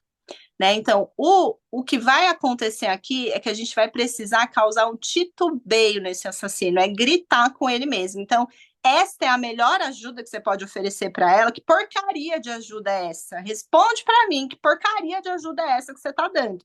Então, a gente precisa confrontar esse assassino, porque a gente vai precisar causar um titubeio nele. Pode passar, Cris. Então, ao passo que a gente fala, né, que ajuda é essa? Que tipo de ajuda é essa? Falando para ela morrer, falando que ela não presta. E aí, gente, aqui não hesitem em gritar. Pensa que vocês estão gritando com o assassino. Eu já fiz isso em sessão, é maravilhoso, porque a pessoa fica até assustada, mas é para assustar. Por E quê? você empresta, né? Você empresta Você a sua empresta o seu consciência, o seu enfrentamento. enfrentamento, entendeu? Que é Exato. assim, a primeira vez que você fala, já dá até uma vontade de dizer, por que não presta? Aí você reforça que é ajuda, aí você titubeia, porque não é uma ajuda, né? Para ele morrer, não tô ajudando, né? Exato. Então, pensem que a dinâmica está muito engatilhada, né? Então, não, assim, respirem fundo, não se sintam acuados de fazer a cena, façam, porque isso aqui é para a gente desarmar um gatilho que está muito certo na cabeça desse indivíduo. A dinâmica de mundo interno dele, ele compactuou. Então, para a gente desarmar, descompactuar, a gente precisa ser aqui, ó, bem bonitinho, com dois pés no peito, jogar toda a nossa fúria, inclusive para ajudar a dar modelo para esse acusador e para essa vítima. Então, aqui é fazer criar um titubeio, né? Porque aqui o assassino está dominante. Então, quando a gente questiona que tipo de ajuda é essa, é assim que você ajuda alguém matando, que merda de ajuda é essa? E nem dá tempo da pessoa falar. É ir com os dois pés no peito para criar um titubeio, né? Para a pessoa ficar sem argumento, como a Cris ficou no final, não sabia mais como falar. É isso que a gente precisa entrar. Então, vai ser importante aqui a gente entender as argumentações. Percebem que quando você lança a almofada e fala por que você quer matar o fulano, vai vir as motivações. E essas motivações são o que a gente vai usar de repertório para combater e confrontar a acusação, né? Para ele sair do gatilho e causar esse titubeio. Então, ao passo que a gente gera um titubeio, que é o titubeio mais importante que a gente precisa causar nessa dinâmica, a gente vai começar a desarmar o gatilho suicida. Não é um processo imediato, mas retarda e ajuda, ao passo que causa um titubeio, a gente convida a vítima para acordar, que ela está indo para a cela, que ela está indo para a sentença de cabeça baixa e já aceitando aquilo. E quando a gente vem com essa eloquência, você está ajudando a vítima a se defender e desarmando esse gatilho paulatinamente. Então, isso vai ajudar a gente a ganhar tempo enquanto a gente vai desmontando essa acusação e retornando para a divisão interna acusador-acusado, que é a mais importante. Né? Ao passo que a gente sai dessa zona de perigo, a gente vai trabalhar a dinâmica acusador-acusado de uma outra, né? Conforme a análise nos respalda também. Então, aqui, na dinâmica histérica, quando a gente fizer a interpolação de resistência, é muito importante, porque ao passo que você for compreender quais são as motivações desse assassino, a gente vai saber se é uma dinâmica assassino-vítima ou se, de repente, é uma dinâmica histérica. Então, se os argumentos vierem assim, ninguém liga para ele, ninguém, né, como esse pai do meu paciente, ninguém me veio me ver na festa, ninguém liga para mim, eu acho que eu não vou nem fazer falta, né, eu tô sempre sozinho, ninguém me olha, ninguém me liga, eu passo aqui meses e meses, ninguém vem me visitar. Aqui não é uma dinâmica assassino-vítima, percebe? É uma dinâmica do queixoso, é uma dinâmica histérica. Porque ele está dizendo, eu quero atenção. Aqui não tem um risco propriamente, mas tem uma ameaça, que é o que a gente falou lá na dinâmica histérica. A gente vai tomar os mesmos cuidados, os mesmos procedimentos, mas a interpolação de resistência ela vai ser muito importante, porque vai ajudar a gente a nomear, entender com quem que a gente está falando. É com o assassino ou é com uma dinâmica histérica? Então, nas dinâmicas assassino-vítima, as motivações para matar são raiva ou pena. Vocês veem que forte? Raiva, né? Uma fúria assassina que faz a pessoa, então vai lá, morre, você merece morrer, você não vale nada, você é imprestável. Percebem? Isso aqui é o clima de raiva. Ou pena, você não presta para nada e a pessoa vai lá resignada e aceita a sentença. Então, aqui, lembra que a gente falou de figuras de mundo interno? Nessas dinâmicas que a gente trouxe, né, da figura de mundo interno versus o assassino, a gente tem 3 dinâmicas possíveis de serem compreendidas, que a gente vai dar de bônus para vocês, senão a aula ficaria muito extensa, mas só para vocês saberem. A gente vai ter dinâmicas em que o assassino pode ser uma figura de mundo interno contra a vítima, que é o verdadeiro eu. A gente pode ter uma segunda dinâmica que o assassino é o verdadeiro eu, querendo matar uma figura de mundo interno. Então, vocês veem que são várias dinâmicas aqui. Mas tem os exemplos que vocês vão entender muito bem. E aqui a gente tem uma terceira exemplo, uma terceira possibilidade, que é quando o assassino é uma figura de mundo interno e a vítima também é uma figura de mundo interno. Ou seja, o paciente ficou basicamente no meio de 2 figuras de mundo interno. Então, essas são as configurações de dinâmicas que a gente pode encontrar na dinâmica assassino-vítima. Quando a gente entende, né, da onde está vindo a dinâmica, encontra a figura de mundo interno, a gente vai desarmando esse gatilho suicida por meio lá da interpolação de resistência. Então, todo o trabalho que a gente vai fazer é identificar quais contextos esse paciente está, né, como a gente viu os 4 contextos de suicídio, e se houver uma dinâmica assassino-vítima, compreender qual é a devida figura de mundo interno. E aí, gente, a gente vai disponibilizar para vocês 3 casos nessas 3 dinâmicas para vocês compreenderem a leitura do quando está o verdadeiro eu. E a gente vai disponibilizar esse bônus lá na plataforma que eu vou explicar para vocês já, onde vai estar esse bônus, tá bom? A gente não vai trazer aqui, porque senão a aula ia ficar, a gente já está caminhando para o fim, senão a aula ia ficar muito extensa. Já teve um pessoalzinho que saiu, não saiam, que a gente quer vocês aqui com a gente até o final. E aí, assim, nessa dinâmica, o que é importante, né? Quais 2 coisas, como a Thaís, a gente precisa ter 2 condutas importantes nessa dinâmica, avaliar o grau de continência do paciente, né? A gente fala muito de continência, até de você ser um terapeuta continente. É quanto o indivíduo é capaz de aguentar os próprios conflitos dentro dele, certo? é como ele aguenta e como ele empresta, né? Nós, enquanto terapeutas continentes, a gente empresta a nossa parte saudável que aguenta com o cliente, para estar ali junto com o cliente no enfrentamento dos seus conflitos. Então, essa é a primeira coisa que a gente tem que fazer nessa dinâmica. Uma pessoa com boa continência, ela consegue aguentar os conflitos dentro dela. Se ela não tem uma boa continência, ela não consegue. Então, essa é a correlação da parte saudável com a parte doente, certo? Então, por exemplo, aqui, a gente colocou esses dois exemplos da Maria. No exemplo 1, para você entender o que é continência. Perdeu o emprego pela quarta vez, tem 2 filhos de pais diferentes, não pagam pensão, os filhos dependem totalmente dela, a família mora em outro estado e não tem condição de ajudá-la. Ela não tem reserva financeira nenhuma e com um acusador internalizado dizendo que ela era uma incompetente, que não valia nada. No caso da Maria 2, ela também perdeu o emprego pela quarta vez, por ser boca dura com o chefe, né? Que também tem 2 filhos de pais diferentes, pais esses que não pagam a pensão. Porém, essa segunda Maria tem uma família que é bem de vida, mora num apartamento que o pai deu para ela, a escola das crianças é a família quem paga, a mãe faz supermercado, abastece a casa, enquanto deixa as crianças na escola e ela tem uma mesada dos pais enquanto está sem emprego. Então.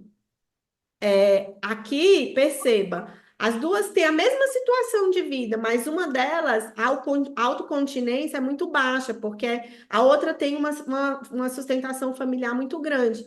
Então, o risco de suicídio com a Maria 2 é muito maior do que com a Maria 1, por causa dessa estrutura familiar, né? Então, quando a pessoa, quando entra em desespero, ela tem mais uma continência externa ali, familiar, para segurar o desespero dela, tá? Coisa que a Maria 2 não tem. Então, como a gente tem esses dois trabalhos, a gente precisa desarmar o gatilho suicida com a técnica, com o enfrentamento, certo? E a gente precisa criar grau de continência. Esse sujeito está muito sem continência interna, sem parte saudável. Então, a gente vai precisar lançar a mão enquanto a gente vai desfazendo o gatilho da continência externa, tá? Porque na dinâmica compactuada não tem continência interna, a gente não encontra parte saudável nenhuma, nem o conflito lá do acusado e do acusador. A gente encontra para poder segurar o risco à vida aí. Então, quais são as continências externas que a gente pode lançar a mão? Hospital psiquiátrico, internar o cliente, né? Essa é uma continência muito eficiente, porque a pessoa fica bem vigiada, a pessoa tem médicos profissionais e há toda uma estrutura. Ao passo que os hospitais psiquiátricos melhores, assim, né, eles têm, e até os públicos têm dificuldade de vaga, e é muito caro, né? Mas é uma estrutura muito boa, porque não tem objeto cortante, não tem nada, a pessoa ali está recebendo toda uma atenção, e no caso, quando o gatilho na família é extremamente intenso, né?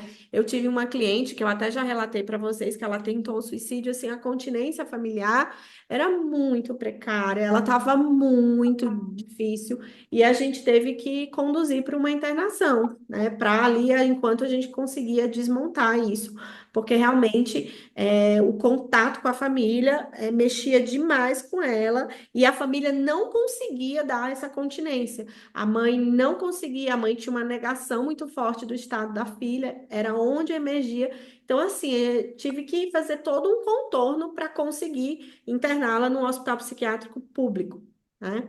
Então, a família, e que é onde a gente fala, assim, que a família se propor a vigiar, tomar providências, enquanto a pessoa está sendo medicada, e tem um fator aqui do antidepressivo que às vezes ele demora, né, de 15 a 20 dias para fazer um efeito, e que às vezes, se a pessoa está na mentalidade suicida, o antidepressivo às vezes aumenta o pragmatismo. Então, aumenta a capacidade de ação. Então, a gente precisa tomar muito cuidado até com o antidepressivo nesse processo, tá? Tem um psiquiatra aí caminhando junto também, seria um mundo ideal, né?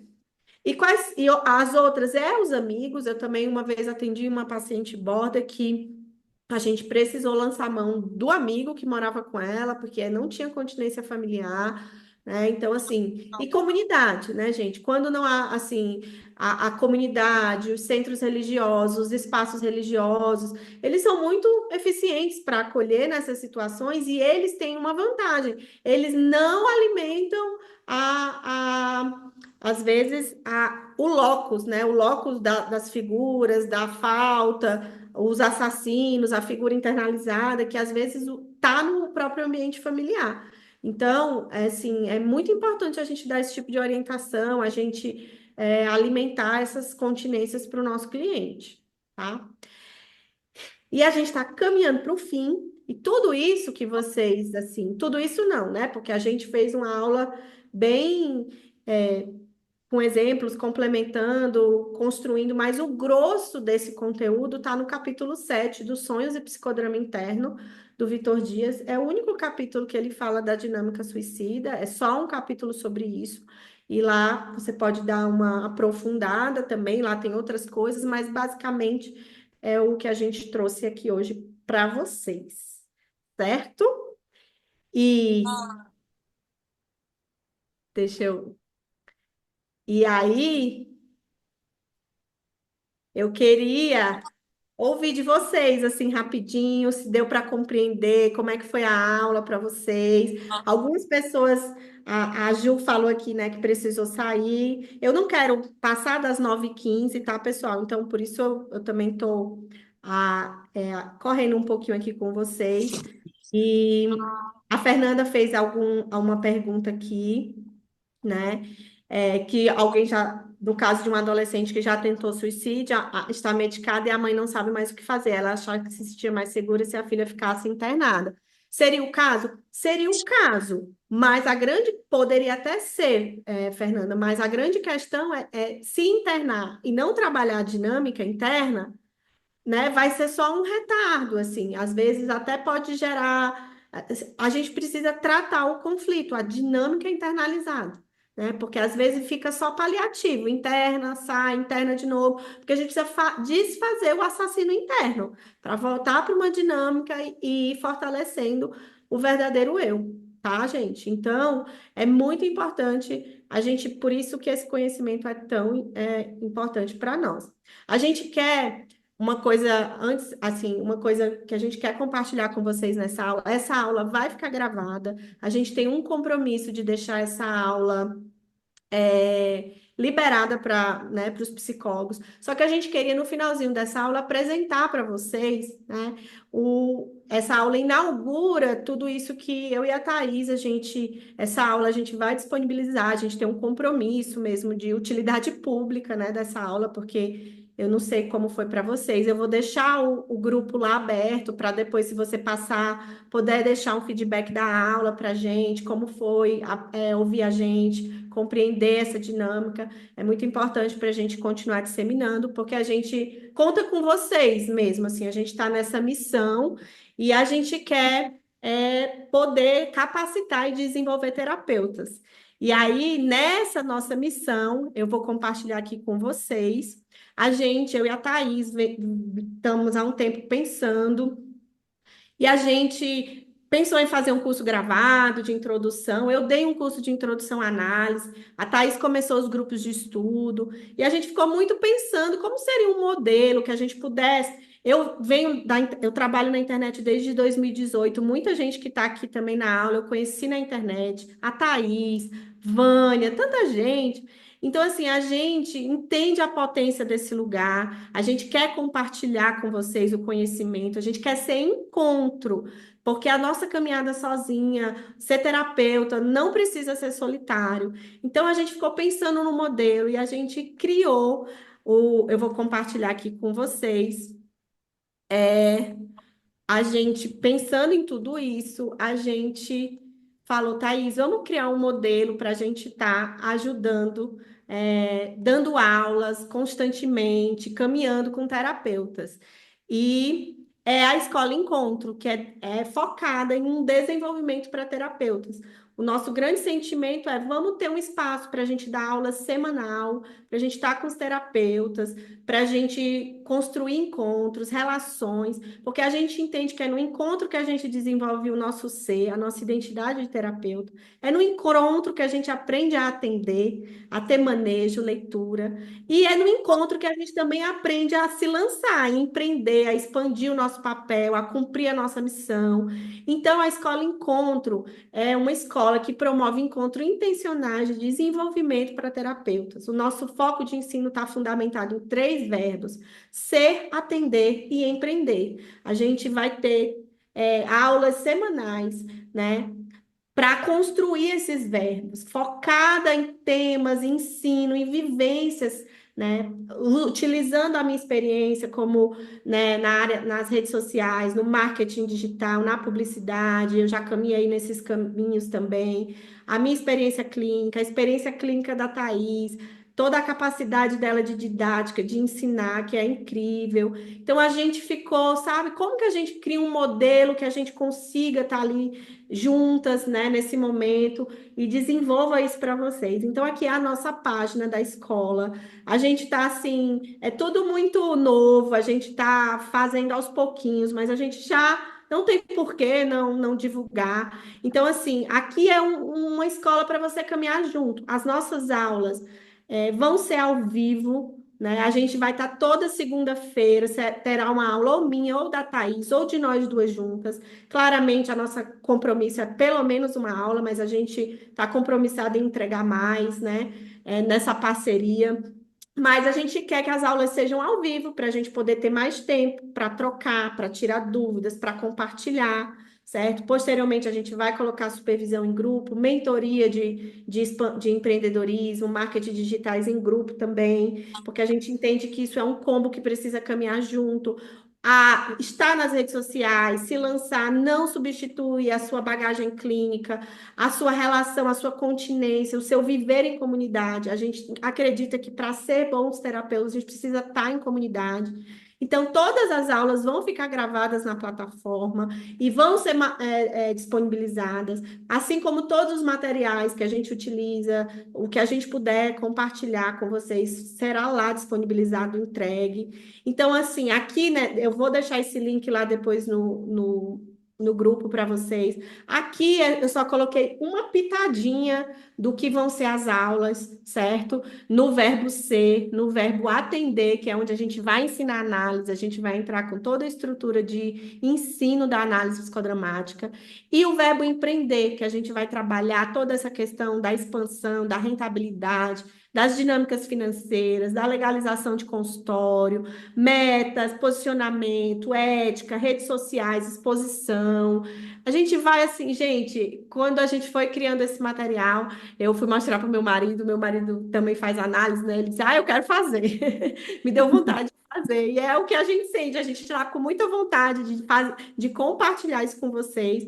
E tudo isso, gente, que era uma queixa que a gente também ouvia bastante, né? Assim, a gente quer que seja acessível, a gente quer realmente caminhar junto. Lógico que tem toda a parte do nosso desenvolvimento, do nosso sustento, do nosso empenho, mas a gente realmente está colocando um preço assim, né, nesse momento de para você conhecer, para a gente ir entregando tudo isso com vocês, que é por R$ 119 por mês, você vai ter acesso a pelo menos 4 aulas, vai sair menos de R$ 30 uma hora aula ou mais de uma hora aula, né? Porque a gente vai dar mais de uma hora de aula por semana. E você ainda tem 30 dias gratuitos na plataforma para confirmar como vale a pena. Essas 4 semanas, eu vou compartilhar lá no grupo. A gente vai estar dizendo as 4 aulas que a gente vai dar, que já vão lá para a plataforma com os materiais bônus. Né? Esses casos clínicos, por exemplo, a gente vai colocar lá na plataforma.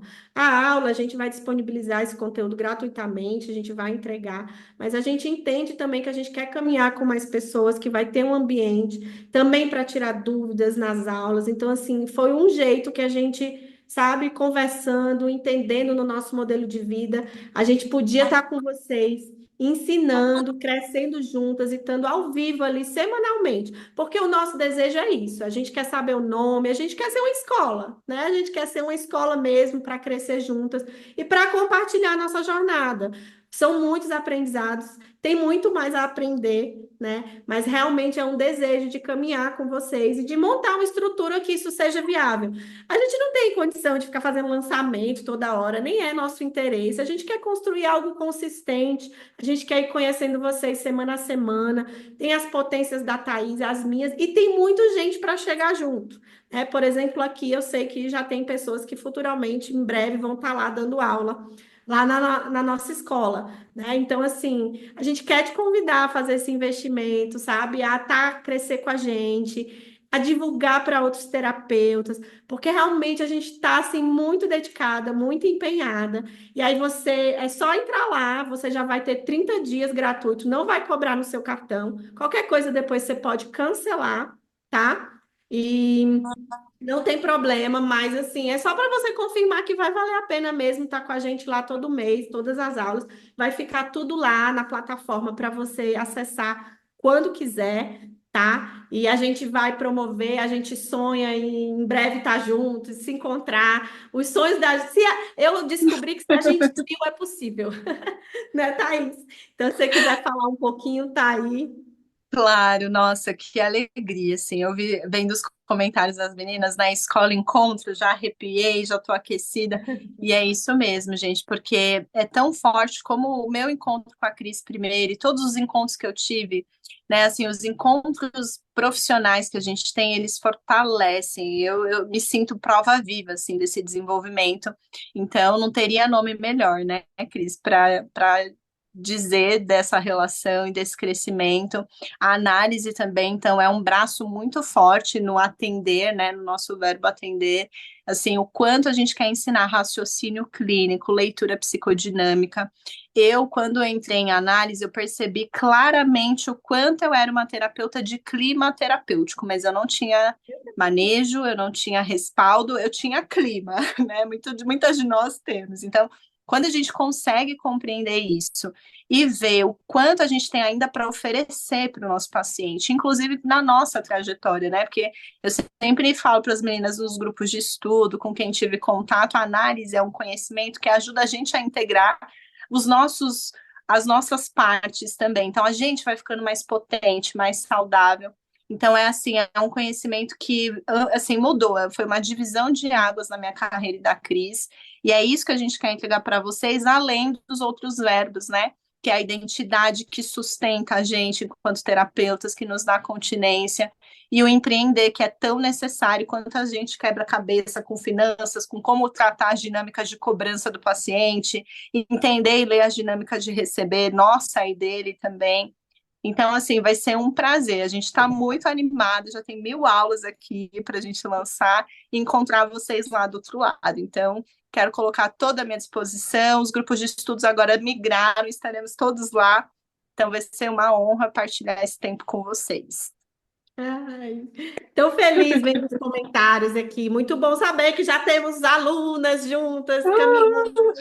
A gente fica muito grata mesmo, porque realmente é um projeto assim que a gente acredita muito e a gente tem essa sede, né, tá? E de capacitar da gente ser continente, da gente poder ajudar nessa leitura, nesse manejo clínico que às vezes nos faz tanta falta, né? Assim, Tá. ficar só na terapeuta intuitiva, mas uma terapeuta mais madura com apoio, com networking, né? Então, assim, realmente a gente vai estar muito empenhada aí nesse tempo, nesse processo, em estarmos juntas.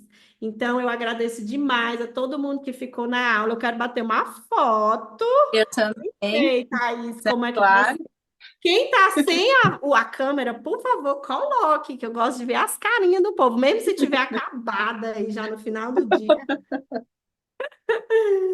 Obrigado por vocês assim estarem aqui e a gente conta com vocês para divulgar a gente, porque a gente não tem dinheiro para investir muito em tráfego ainda, a gente não tem agência digital. o nosso investimento são vocês, tá, gente? Assim, é a nossa entrega, é caminhar junto, é realmente poder valorizar a nossa profissão, é capacitar terapeutas, porque terapeutas amparados salvam vidas, né? Eu caminho com pessoas intimamente há muito tempo e a gente quer, assim, se eu pudesse resumir a escola encontro, é você não precisa mais caminhar sozinha, não precisa. A gente pode se ajudar, a gente pode, inclusive. Tem uma história de um terapeuta que eu atendi, que um paciente ele tinha tido 3 vezes e cometeu suicídio, e o quanto aquela pessoa quis desistir, sabe? E o quanto hoje ele é um outro terapeuta muito mais potente, porque ele enfrentou, ele foi lá onde ele precisava ir, e sabe, o quanto hoje ele é um cara que está transformando, né? A história dele é a história de muitas pessoas. Então a gente acredita, a gente ainda tem muito a aprender, né, Thaís? A gente se lapida todo dia. Viver o projeto com a Thaís tem sido muito especial, porque a gente acorda, a gente primeiro é a nossa relação, primeiro é as nossas angústias. Então, a gente realmente quer dar esse lugar, né, para a gente poder não ficar sozinho, porque a gente não precisa caminhar sozinho, gente. Então, obrigado por vocês. Quem puder divulgar a escola, quem puder já lá se matricular na escola, né? Porque isso vai ser muito especial para a gente, para sustentar isso que Deus tem colocado no nosso coração, essa visão aí, para a gente poder cumprir o nosso propósito nessa terra. Tá bom? E aí eu vou pedir para vocês deixarem também um compartilhamento lá no grupo, que já está liberado, tá? Eu vou mandar a fotinho lá. E eu agradeço demais a presença de todo mundo. Vamos bater a foto? Vamos. 1, 2, 3 e. É bom alguém bater também, só para garantir, né, gente? É isso. Alguém quer falar alguma coisa? A gente quase terminou bem na hora já. Segunda-feira que vem, às 7 horas, a gente vai falar. A próxima aula é o grande diferencial da análise psicodramática. A gente vai trazer um pouco desse conhecimento das escolas. Também é muito importante quem é estudante, se você conhece estudantes, a Ana Paula aí que está fazendo faculdade, né? Indicar para os estudantes essa angústia, entender as diferenças de abordagem, o que que é importante. Então, eu vou já mudar o nome lá do grupo para a próxima aula e espero vocês segunda-feira que vem também na aula e espero vocês lá baixando o material na plataforma e amanhã essa aula já vai estar no YouTube e na plataforma, tá bom? Só que na plataforma a gente já lá está comprometida a responder as dúvidas, a estar diariamente ali com vocês, respondendo as dúvidas, as questões. Combinado? Alguém quer falar alguma coisa para encerrar a nossa aula? Eu queria encerrar ouvindo vocês. Uma palavra. A Danúbia. Danúbia, fala. Ai, gente, eu quero dar parabéns. Vocês são maravilhosas. Eu tô até emocionada que eu tava doida com esse momento. Parabéns. Obrigada, Danúbia. Obrigada, viu, por sempre estar aí, há tanto tempo apoiando junto. É muito importante. Obrigada. E vem com a gente, viu? Muito bom. Sabe o mais bonito, gente, para encerrar, é que assim, a gente sabe o quanto ser terapeuta é solitário, né? E é solitário nas nossas angústias do papel, de como olhar para esse paciente. Então, a escola encontro tem esse objetivo da gente não ficar só, sabe? Eu gosto muito dos grupos de estudos, é muito gostoso isso que Cris e eu temos, assim, a gente preza por estar junto, né? Eu falo, assim, das minhas mais angústias, sabe aquelas coisas que a gente não fala em supervisão, que a gente fica envergonhado, né? De entender que os processos fazem parte do nosso desenvolvimento. Então, da gente ter esse espaço como uma continência para nós é que somos a continência, o clima terapêutico que a gente cede para o paciente vem de nós. Então, quanto mais a gente se cuida, quanto mais a gente se fortalece nesse cuidado, e é tão potente caminhar junto com terapeutas, eu não sei se você já tiver essa experiência, mas eu com Cris, com os grupos de estudos, é uma coisa tão fortalecedora, que ajuda a gente a ter gás e energia, quando a gente vai lá para o setting, para o paciente que é só a gente e ele, né, naquelas 4 paredes, o quanto isso aqui é uma proposta também de fortalecimento para o nosso papel. Então, da gente caminhar junto, da gente se fortalecer e principalmente ser potentes, né? Porque a análise deu para mim, assim, uma dimensão do que é você ser um terapeuta clínico, do que é um raciocínio clínico. E isso respalda a gente no set. Muitas vezes eu vejo né, nessa prática. Então, é isso tudo que a gente está muito ansiosa e assim, animada para dividir com vocês. Posso falar rapidinho? Mas é Claro. claro. Vocês sabem que, é claro que a saúde mental é, em primeiro lugar, né, é uma necessidade global. E eu estava assistindo uma palestra outro dia do CEO do LinkedIn Brasil e África do Sul. E ele dizia que no topo das habilidades necessárias, exigidas pelos empresários, estava a comunicação. E eu queria dizer para vocês que, né, que além de terapeutas, vocês têm uma excelente comunicação e chega até a gente. Então, isso é muito importante quando a gente quer transmitir alguma coisa, Ah, tá? Abigail, obrigada. É que Muito vocês fiquem obrigada. sabendo disso. Eu acho que todo mundo aqui concorda. Obrigada, Obrigada, Abigail. Paula. Que bom saber que fez sentido, meninas. A gente fica muito feliz. E essa palavra é muito importante para a gente, Abigail, porque a gente sabe que a gente está numa era da comunicação, né? Das redes sociais, mas a gente entende que precisa, que não é só simplesmente comunicar, né? Mas essa estrutura, esse eixo estrutural da nossa vocação, do nosso atendimento. Às vezes a gente vê muito essa comunicação que está muito baseada só em lotar agenda. A gente quer lotar agenda, a gente quer ajudar o máximo de pessoas que a gente puder, mas a gente quer fazer isso com estrutura, com eixo clínico, né? Porque assim, tá tão fragmentado, tanta coisa, que a gente não tem um desenvolvimento, né? Um eixo de desenvolvimento como. E isso tem afetado também a comunicação do psicólogo, né? As influências às vezes estão ficando mais fortes que a nossa própria bagagem, capacidade clínica, né? Então a gente acredita no marketing digital, a gente quer expandir, a gente quer escalar, a gente quer ensinar mais pessoas, mas a gente quer fazer isso com consistência, né? Com responsabilidade e de uma forma realmente transformadora para nós, assim. Então, ouvi essa sua palavra, porque muito tempo eu sempre falei, sabe, eu tenho o dom de me comunicar, mas o que é para eu comunicar, sabe? Porque realmente, o que é que a gente, né, pode comunicar de relevante, realmente de estruturador na vida? E a gente tem entendido que é isso, que é realmente poder se levantar aí no meio dos psicólogos e dos terapeutas para trazer essa força. Então, obrigado aí pelo compartilhar, pelo encorajamento. Isso é muito importante para nós, viu? É isso, gente. Muito Obrigada. obrigada. Eu vou deixar lá o link da escola e vou já mudar as datas. Vamos começar a divulgar a próxima aula. A gente conta com vocês, tá bom? Um beijo, boa noite. Beijo, meninas. Obrigada pelo Obrigada. tempo de Beijo, vocês Paulinha. e pelo Beijo, Tá nosso gente. bom. encontro que Muito começa obrigada. aqui. Tchau, Beijo.